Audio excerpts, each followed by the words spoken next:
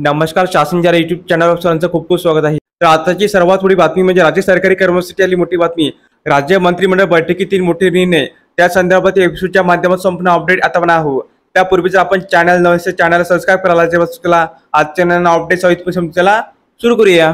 राज्यातील कर्मचाऱ्यांना सुधारित पेन्शनसह 3 महत्त्वपूर्ण निर्णय काल दिनांक 25 ऑगस्ट 2024 रोजी झालेल्या राज्य कॅबिनेट मंत्रिमंडळ बैठकीत निर्णय घेण्यात आला आहे. राज्य सरकारी कर्मचाऱ्यांना केंद्र सरकारप्रमाणे सुधारित राष्ट्रीय पेन्शन योजना, राज्य शासकीय निमशासकीय जिल्हा परिषद कर्मचाऱ्यांना केंद्र सरकारप्रमाणे सुधारित राष्ट्रीय पेन्शन योजना लागू करण्याबाबत काल झालेल्या मंत्रिमंडळ बैठकीत निर्णय घेण्यात आला आहे. या सुधारित राष्ट्रीय पेन्शन योजनेमध्ये राज्य कर्मचाऱ्यांना निवृत्तीनंतर शेवटच्या वेतनाच्या 50% इतकी निवृत्त वेतन, त्यावरील डीए, त्याचबरोबर निवृत्त वेतनाचे 60% इतके कुटुंब निवृत्त वेतन व त्यावरील डीए वाढ मिळणार आहे.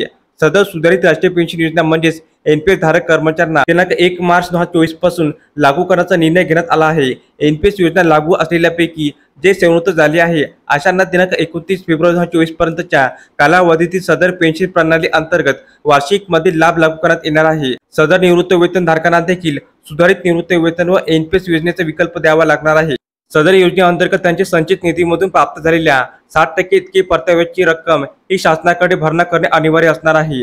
सदरचा निर्णय हा राज्यातील मान्यताप्राप्त अनुदानित शैक्षणिक संस्था, कृषीतर विद्यापीठे व त्यांच्याशी संलग्न असणारी अनुदानित अशासकीय महाविद्यालय व कृषी विद्यापीठेमधील कर्मचारी जे एनपीएस प्रणालीचे सभासद आहे व सर्व अटीची पूर्तता करीत आहे अशा कर्मचाऱ्यांसंदर्भात योग्य त्या फेरफारासह सदरचा निर्णय हा जिल्हा परिषदेमधील कर्मचाऱ्यांना लागू असणार आहे. दुसरा निर्णय, शासकीय कर्मचाऱ्यांच्या बदल्या 30 ऑगस्ट पर्यंत राज्यातील शासकीय कर्मचाऱ्यांच्या बदल्या ह्या 30 ऑगस्ट 2024 पर्यंत करण्याचा निर्णय सदर मंत्रिमंडळ बैठकीत घेण्यात आला आहे.